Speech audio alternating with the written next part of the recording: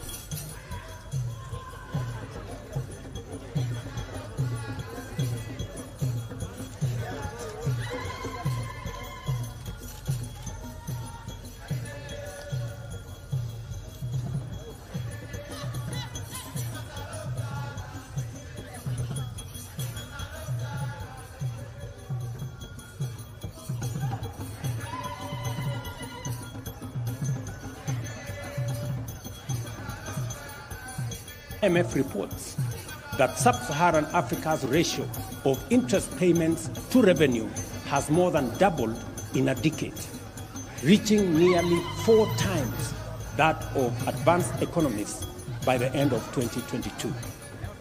As a result, over half of IDA recipients today face debt distress or are at a high risk of debt distress. IDA remains their most dependable source of patient capital, with every dollar of donor financing enabling an additional US dollars 3.5 in capital market leverage to amplify development impact. This endeavor transcends financial returns. It is about fulfilling our collective global aspirations.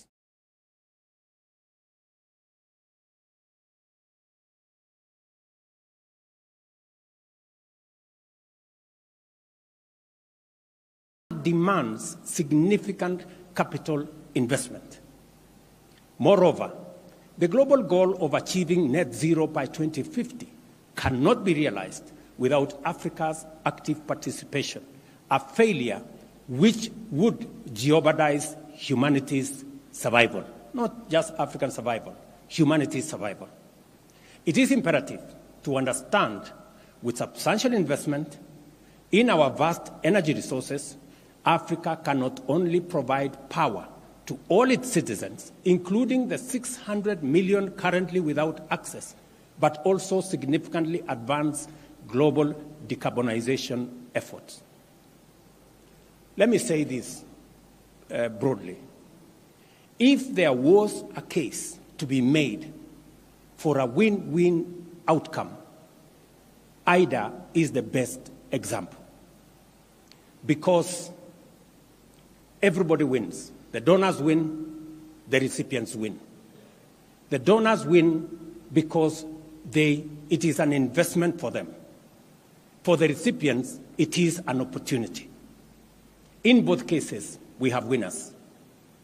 The donors will put money in renewable energy, in energy in general, and we can continue world manufacturing and industrialization using African mineral resources, using energy that we have in abundance, and using labor that we have in abundance, and we can share the outcome of that industrialization with the rest of the world.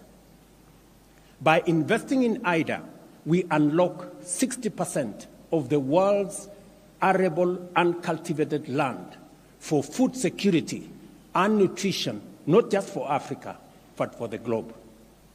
By investing in IDA, we unlock the human resource potential in our continent, Africa being the youngest continent in the world. Investing in education, in health, in social protection gives us the opportunity to provide 40% of the world's workforce by 2050. Investing in IDA gives us the opportunity to decarbonize global economy and provide for green growth. Let me say this. Our continent possesses 60% of the world's prime solar resources, and our untapped renewable energy potential exceeds 50 times the projected global electricity demand by 2040. However, realizing this requires a shift in investment strategies, with affordable long-term capital at scale being central. Our proposal and request entail a vision for an Africa-driven socio-economic development executed with transparency and inclusiveness, and our case is straightforward. Let me put it this way. Significant capital injection into IDA is crucial. The G20 Independent Expert Group recommends tripling IDA's financing capacity to US dollars $279 billion by 2030, while maintaining the essential concessional nature of its financing. At the very least, and if we cannot do anything else, let us not ignore or wish away this expert advice. We seek not just funding, but a partnership for progress.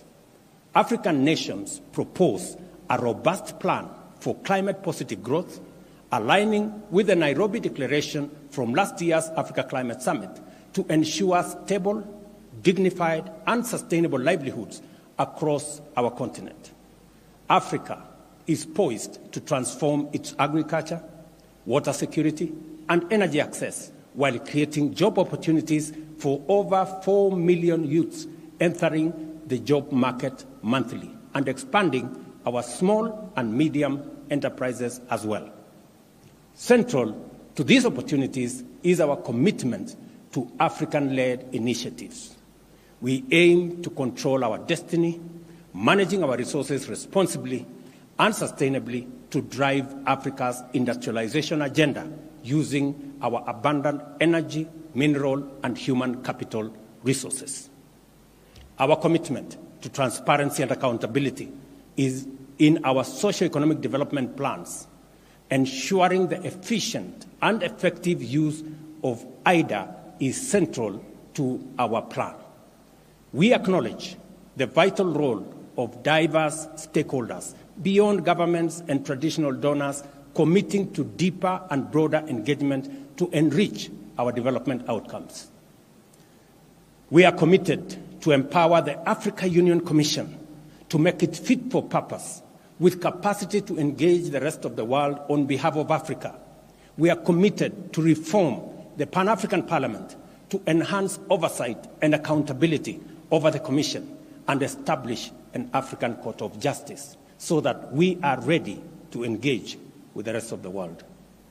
Faced with the relentless challenge of climate change and escalating instability, our unity is our strength. Despite the myriad forces that threaten to divide us, we must remain focused on the ultimate goal, safeguarding the future of our civilization, the human race, and the diverse life forms that share our planet. Africa is eager to contribute to the solution. Our continent offers a viable and promising pathway to a future of prosperity for all humanity, harnessing our rich resources and innovative spirit. IDA's efficiency and effectiveness make it a unique force for good. Africa recognizes this, and we don't take it for granted. We are setting an example with our ambitious plan for structural and systemic reforms underpinned by steadfast commitment to tangible results, transparency, and a robust partnership.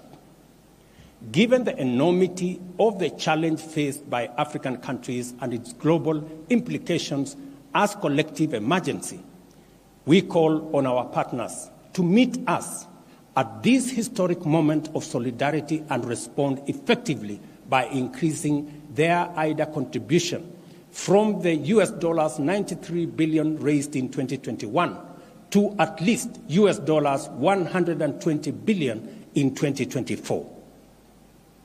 As we make this call, we as African heads of state and government commit to play our part by taking deliberate and robust actions to improve fiscal discipline, increase domestic revenue mobilization, develop investor-friendly policies, and enhance anti-corruption measures. IDA exemplifies the best of global cooperation, characterized by compassion, lasting dedication, and a fruitful collaboration. By fortifying IDA, we do more than just honor these values. We significantly enhance our joint ability to tackle global challenges. Let us value and expand the reach and influence of this vital resource. Together, let us be bold, let us be ambitious, and let us act with conviction. Thank you, and God bless you.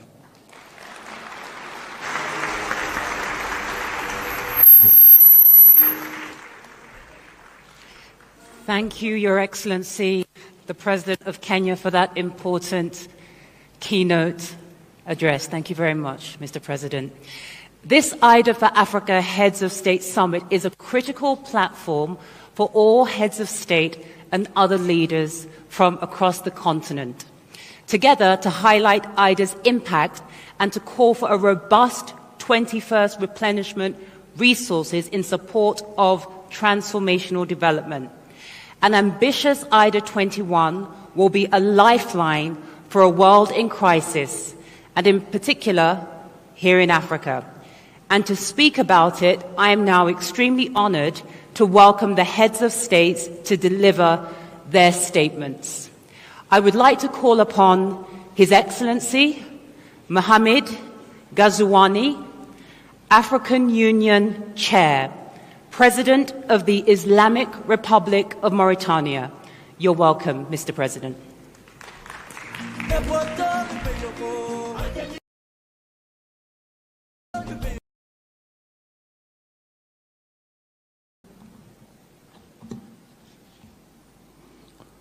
Excellence, Dr William Samoei Ruto, Président de la République du Kenya,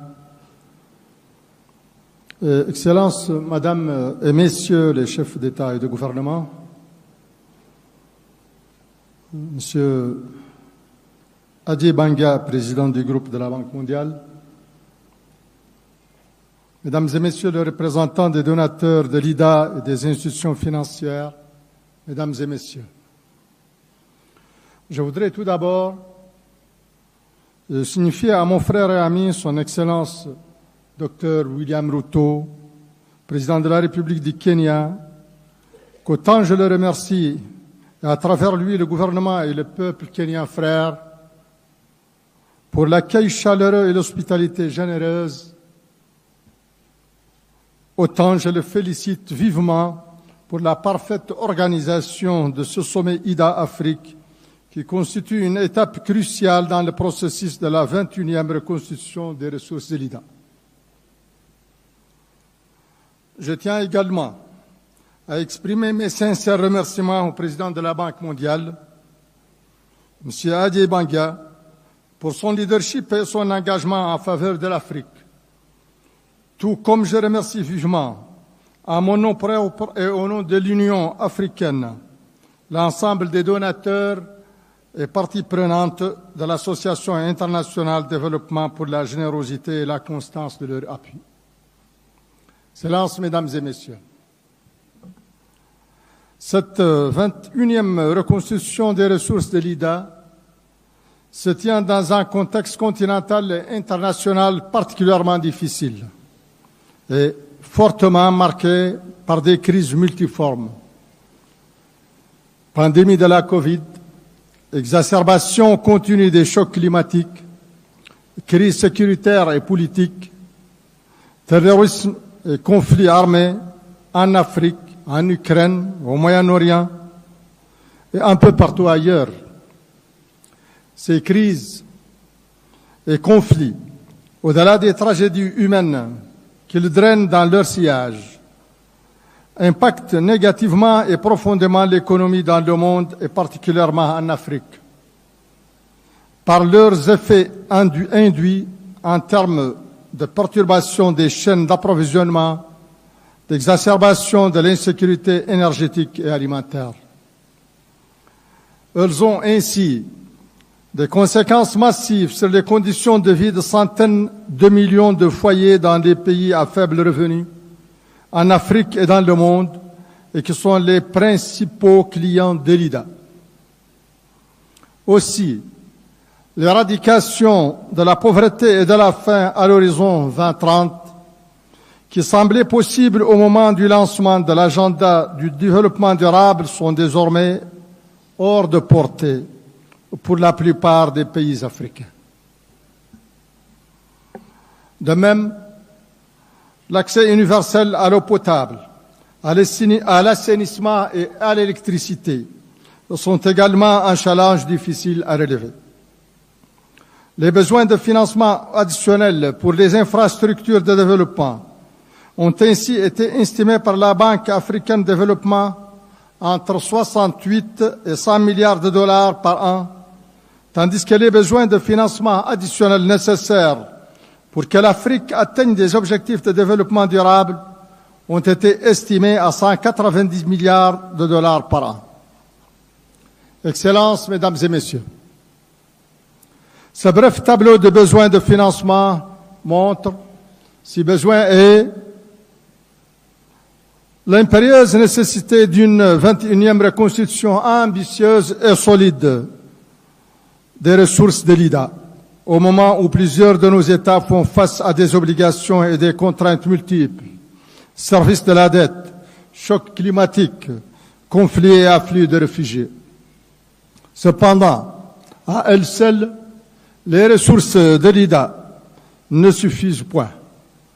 Pour financer notre développement, nous aurons besoin de ressources massives et de ressources massives de financement privé et de financement direct étranger. Nous aurons besoin de réduire les coûts de financement du capital à travers un mix approprié de ressources concessionnelles et de financement au coût du marché. C'est pourquoi je voudrais ici exprimer mon très fort soutien à la réforme engagée par le président Addei Banga en vue de bâtir une banque mondiale plus grande, plus forte et plus efficace, une banque mondiale dans laquelle les différentes branches publiques et privées opèrent en synergie. Je tiens également à saluer ces efforts visant à réduire les délais de préparation des projets et à simplifier les procédures d'approbation et de mise en œuvre. Je me félicite enfin de sa collaboration renforcée avec le président de la Banque africaine de développement, mon frère le président Adesina, notamment dans le domaine crucial de l'accès à l'énergie. Et je formule le vœu que cette opération s'étende à d'autres secteurs et inclut d'autres banques multilatérales de développement. Excellences, Mesdames et Messieurs, l'IDA joue un rôle unique dans le financement du développement en Afrique où elle intervient au niveau de 39 pays. 1,5 milliard de pauvres, dont un nombre important de nos citoyens, de nos concitoyens africains, ont bénéficié des financements de l'IDA. Ce rôle doit se renforcer alors que nous faisons face aux défis majeurs du changement climatique. C'est pourquoi je réitère, au nom de l'Union africaine et à mon nom propre, mes remerciements aux pays donateurs de l'IDA pour leur générosité et appelle à une reconstruction ambitieuse et solide des ressources de l'IDA à la hauteur des challenges de notre époque. Le coût de l'inaction serait exorbitant en termes de fragilité et de précarité, de perte de vies humaines, d'années d'enseignement et d'opportunités de développement, de gaspillage de notre jeunesse et de détérioration environnementale. Environmental deterioration. We could avoid such a scenario by making sure that Africa is still on the path of inclusive and sustainable growth. For this, we have a need of human resources and also resources in natural capital, and it is to help us to transform our enormous potential social to be able to reach sustainable development with which is value reconstitution of the resources from AIDA. So convinced that our presence in this summit will help us achieve our objectives. I would pray that this gets to a successful end.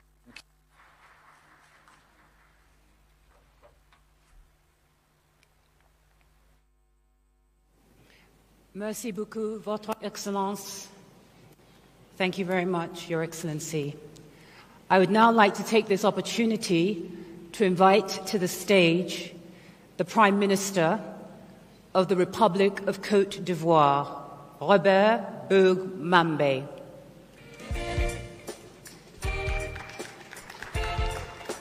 Bienvenue.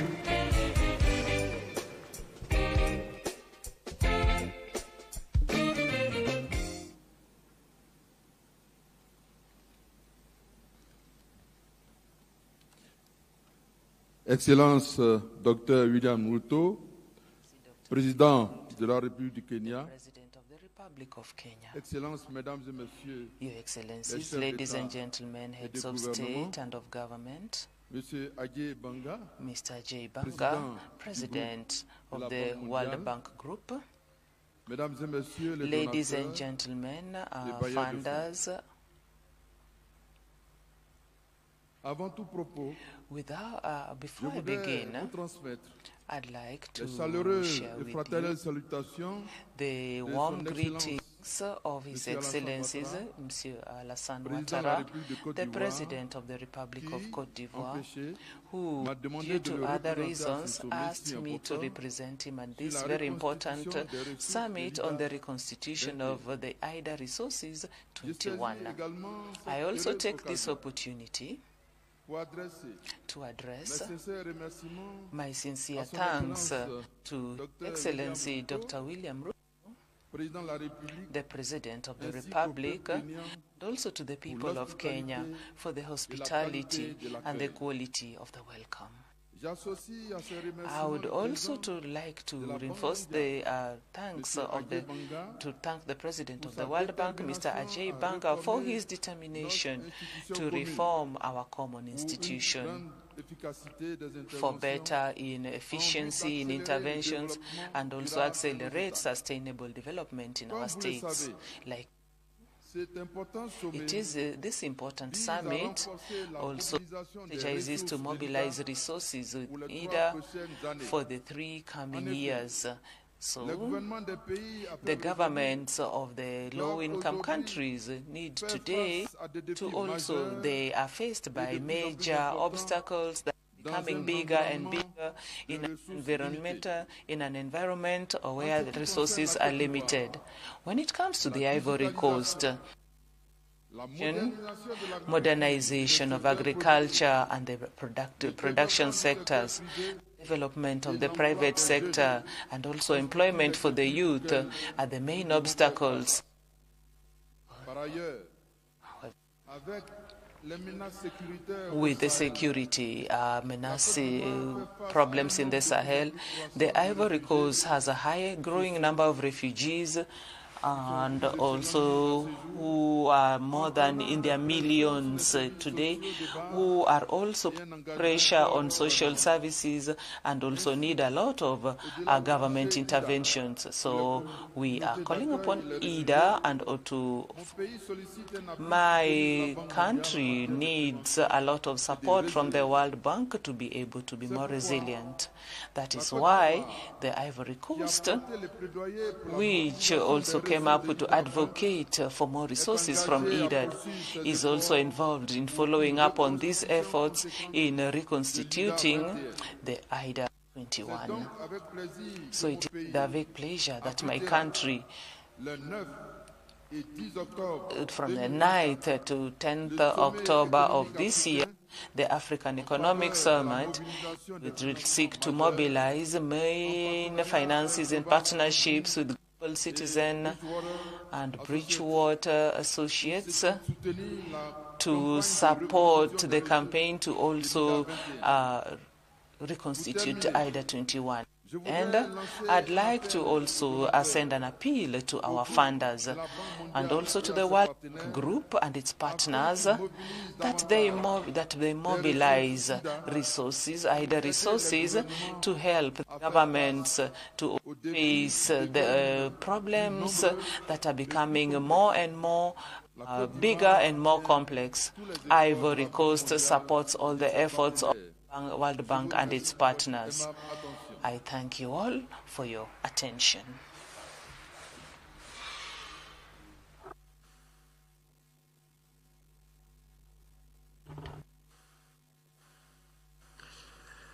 Merci beaucoup, Votre Excellence. Thank you very much, Your Excellency, for those words.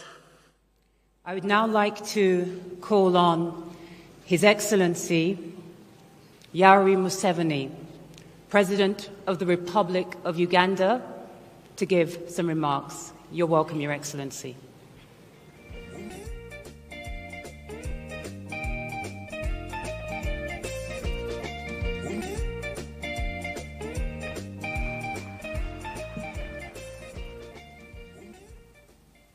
His Excellency William Ruto, the President of the Republic of Kenya, the Chairperson of the African Union, President of Mauritania, and their Excellencies, the heads of state and government. This is a topic I can speak on for the whole day. I'm therefore glad we have had this meeting where the presidents of Africa meet with some of the Western leaders. The crisis which is in Africa today is because of philosophical, ideological, strategic, economic mistakes, which we have been talking about since the 1960s. This is not an accident.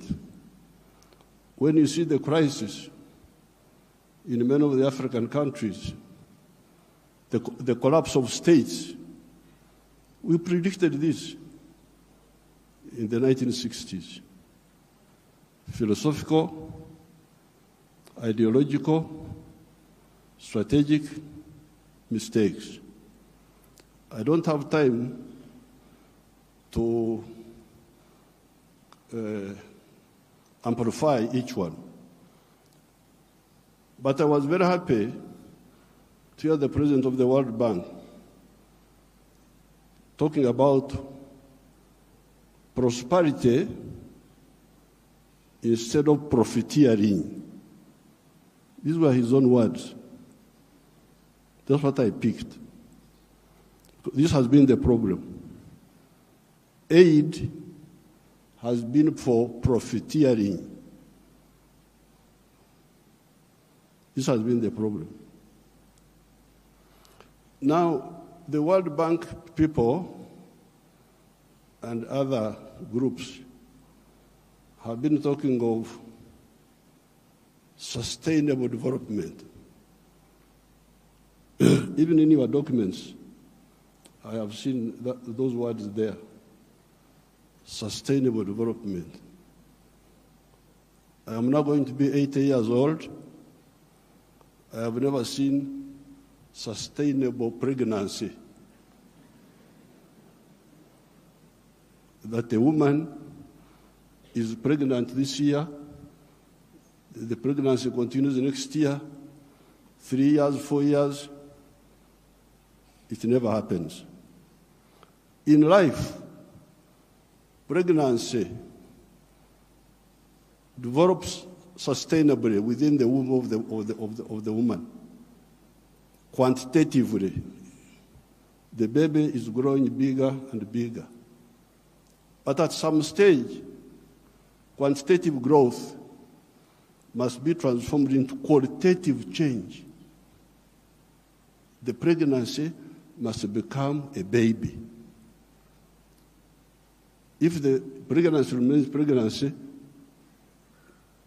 the fetus will die. So therefore, I would even ask you to change those words in your documents. Africa does not need sustainable what? You could call it sustainable underdevelopment. Africa needs socio-economic transformation. The pregnancy must become a baby. The baby must grow and grow and become a teenager. The teenager must grow. That's what happens in life. You cannot have quantitative growth and you think you are doing anything. The main reason why there is no growth is because the growth factors are not funded. They are not even understood. What are the growth factors? We now talk of private sector-led growth. Yes, but for the private sector to grow, what does it need? It needs low costs of production. Ministers of Finance, low costs of production. And what are the low costs of production? Number one, transport. You must have low transport costs. Where do low transport costs come from? From the railway. If you don't fund the railway, how will you get low transport costs? Wonderful people, Banco Mundial, IMF, all of these. Where will low cost of production come from if you don't have a railway? I have been here for the last 64 years. I've been watching as a student leader, as a freedom fighter, now as the leader of a country. How many railways have been constructed or funded in Africa? The few that have been was by China, the Tanzania Railway to Zambia, and recently China, another one here in Kenya, and then Tanzania on their own, they are building a railway line. So if you are talking of helping Africa, the railway, I don't want to be involved in any other words, no, please. The railway. Because if you fund the railway, you will have low cost of transport, and you can produce products which are cheap, which can be bought in the world. So you audit how much funding, all these billions you are talking about, how much of it has gone to the railway. Audit it. The second cost pusher is electricity. If you don't find electricity and you talk about sustainable development, what are you talking about? Private sector-led growth. Maneno tu. Electricity, we must have low-cost electricity, not exceeding 5 cents per kilowatt hour. That's what I insist on in Uganda. I'm tired of all these stories.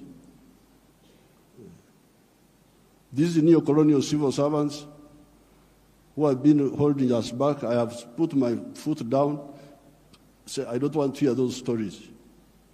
And Uganda is developing, and it will develop, because I don't entertain that nonsense anymore. Borrowing for what? Capacity building. Imagine. Seminars. They call you in a hotel, you eat chapati, you eat mandazi. They say that is capacity building. Capacity building should be on the ground, not just seminars. So, the second point, Excellency, is electricity. The third one, those people who talk about private sector-led growth. I have been trying to borrow money for our UDB, Uganda Development Bank, a bank which funds manufacturers. No, I don't get support for that. Instead, they want me to go, my people to go to commercial banks. But commercial banks cannot give, no, those commercial banks are to encourage imports. Because the only person who can borrow money and pay it back from a commercial bank is a trader who goes to China, goes to where, Dubai, brings products, sells them quickly, and pays back. So, if you are serious, I needed to hear about the low-cost funding for manufacturing. Not for stories, not for what, no, manufacturing.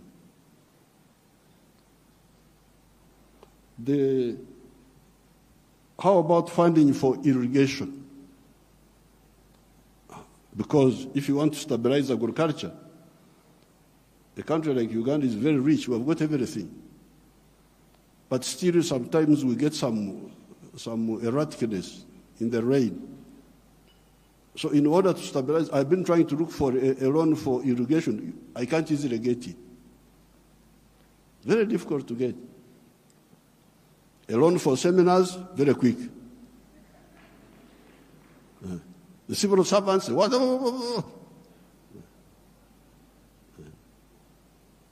But a loan for irrigation, you don't see.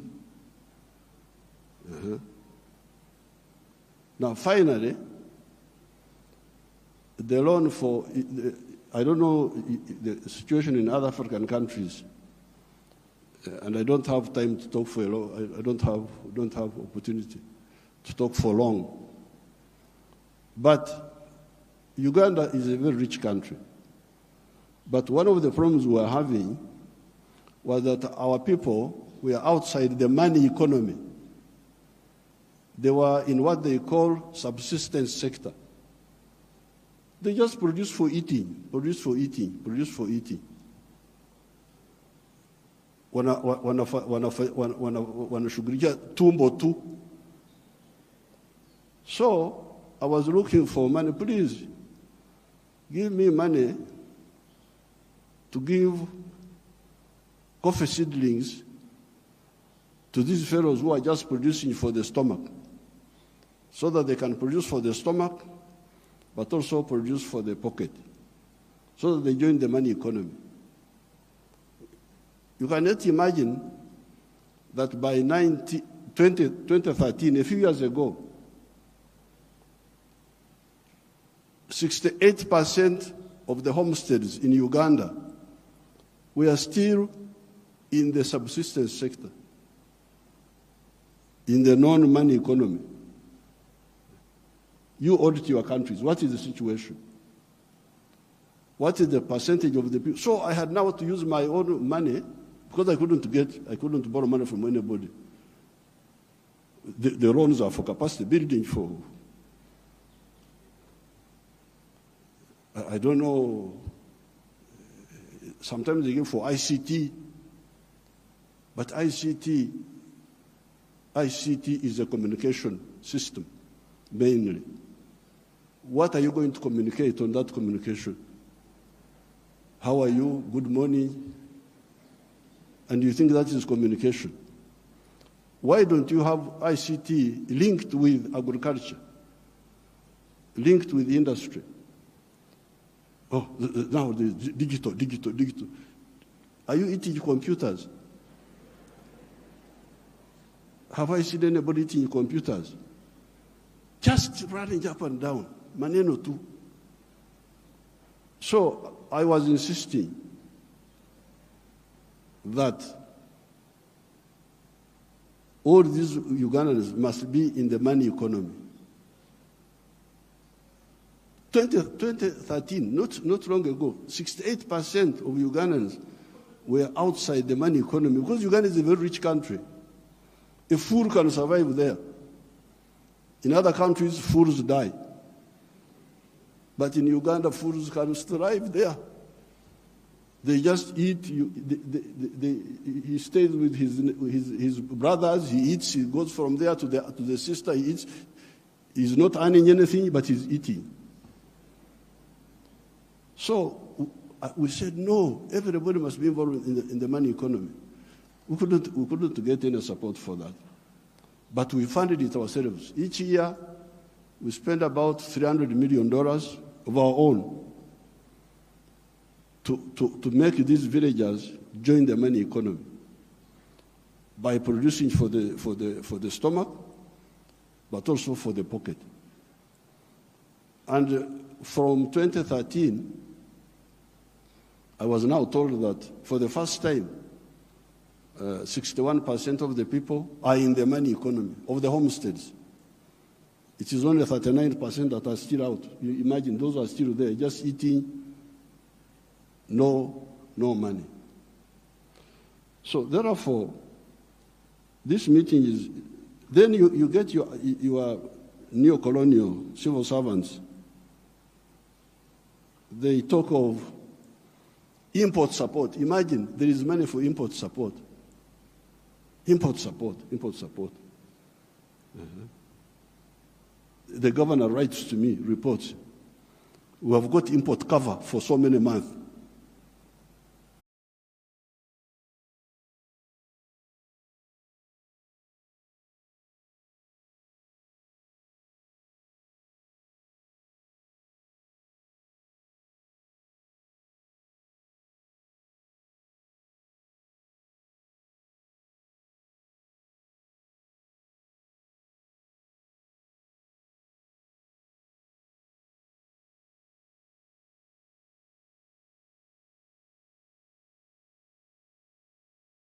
Sell a kilo of coffee, good.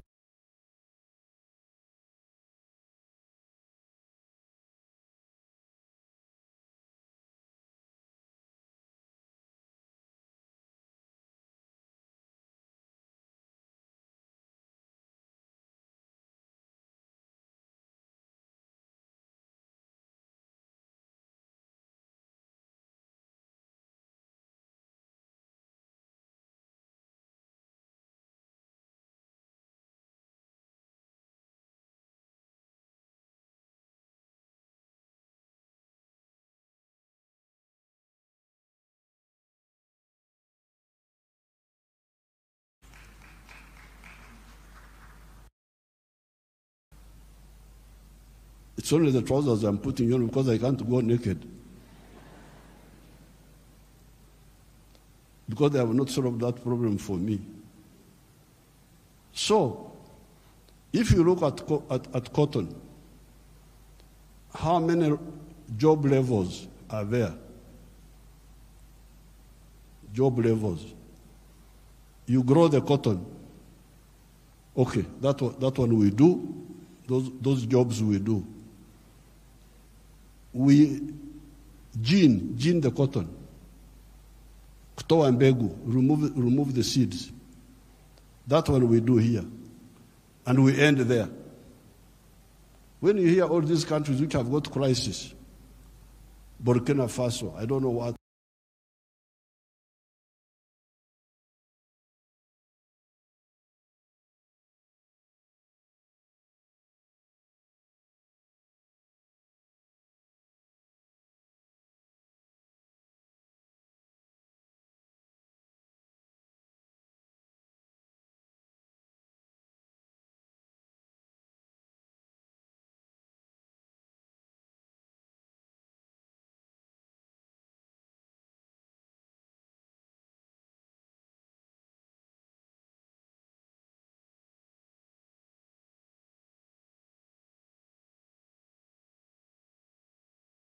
Mali, all of them are cotton growing countries. But how much textiles are they producing? They're importing textiles, I don't know from where.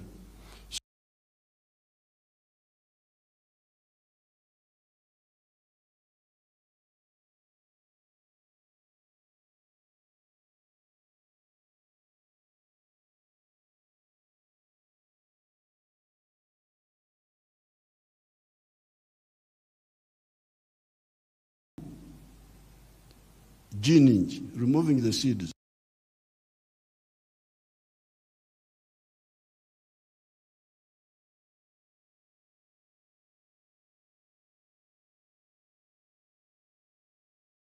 their clothes they are sent to you people, to Africa.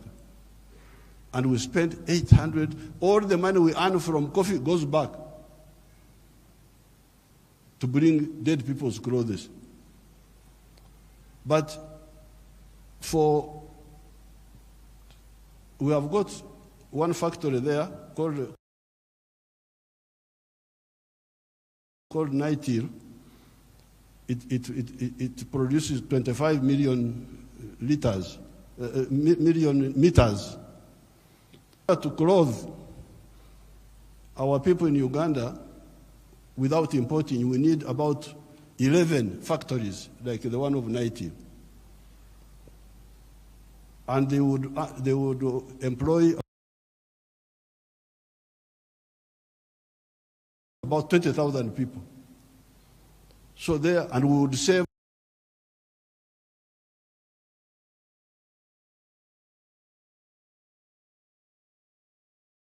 $880 million, which we are just giving to other people. So this Ida, what did you say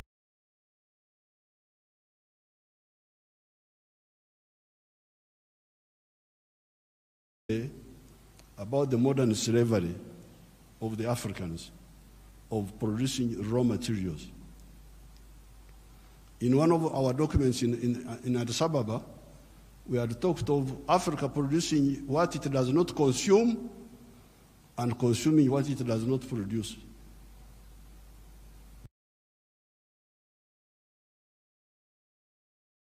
The minerals, but not now.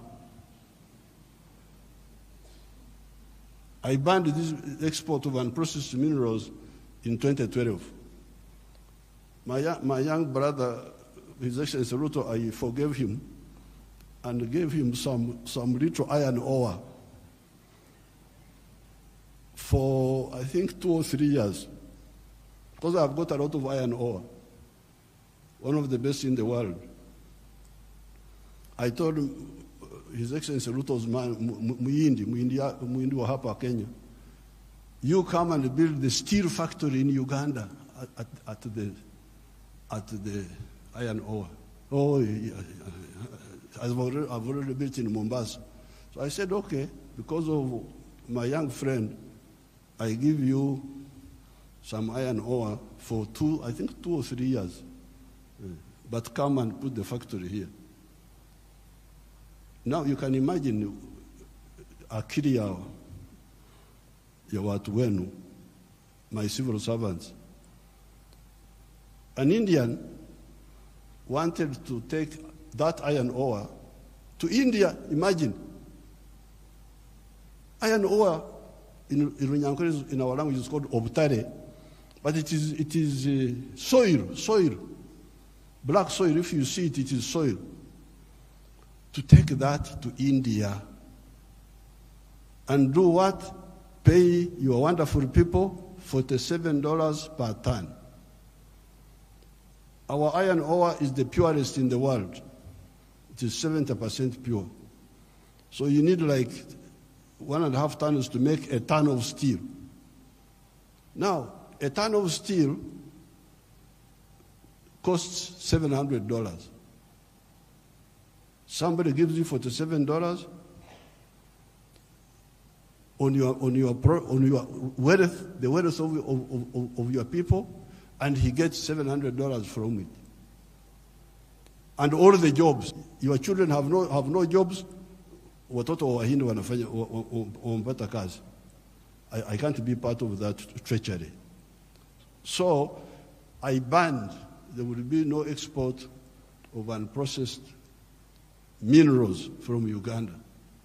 So there's no business. What do you mean there's no business? So when I banned them, they are flocking in now. They have opened 7 gold refineries. 7 gold refineries. They are there. Because I banned. The other day I was opening a tin refinery. You can imagine this tin, and that Samia may know where we were, the power station, both sides, the Uganda side and the Tanzanian side. That is all tin. But all this time, imagine, since the British were here, they were taking, walikuwa wanachukua mawe tu, stones, because tin in nature is a stone, looks like a stone. So they take that. And they give my people $11 per kilo. And they take it to cleverer people. For the cleverer people, they get $32. My people got 11, those people get $32. And all the jobs. So when I was opening the factory, I was asking the refinery, I was asking them, this boy who opened the factory is a Canadian. I was asking them, huyu Mkanada ameleta umeme wake. Has this Canadian brought his own electricity? No. Anatumia umeme wa kwetu. Ameleta maji yake ya factory? No. Anatumia maji yetu. Internet anatumia ya nani? Ya kwetu. So, out of the $32, much of that money will remain in Uganda. Pay for the raw material, pay for the electricity, pay for the water, all that remains in Uganda. So, what does, first of all, my African brothers and sisters say about this hemorrhage of Africa? Hemorrhage. Echikurukuto, we call it in Uganda. This hemorrhage must stop. The crisis you see in these countries is because of stagnation of the last 60 years since independence. The population is increasing, the economies are not increasing. What do you expect? So with these few words, Your Excellencies, what do I say? Merci beaucoup.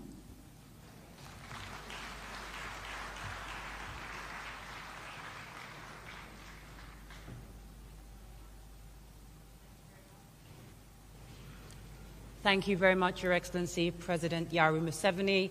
May I call upon His Excellency, Professor Faustin Archange Touadéra, President of the Central African Republic, to please come and give some remarks.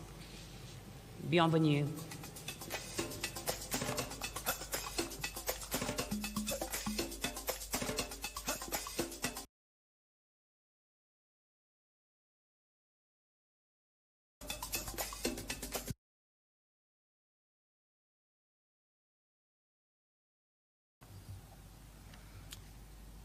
Excellence, Dr William Samuel Ruto, président de la République du Kenya, très chers frères, Excellences, Mesdames et Messieurs les chefs d'État et de gouvernement, Monsieur le Président du groupe de la Banque mondiale, distinguées personnalités, Mesdames et Messieurs, permettez-moi, à l'entame de mes propos, d'adresser à notre frère, Son Excellence Dr William Samuel Ruto, President de la République du Kenya, President of the Republic of Kenya, the Kenyan people, I'd like to express my deepest feelings and express suite aux pluies torrentielles Central African Republic following the floods that have led to the tragic disappearance of many people and also a lot of destruction in our sister country. Your Excellencies, ladies and gentlemen, I take to the stage now representing my country, the Central African Republic.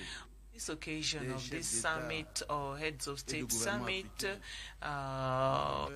Summit of the Heads of State and Government in the ambitious reconstruction of resources of the IDA.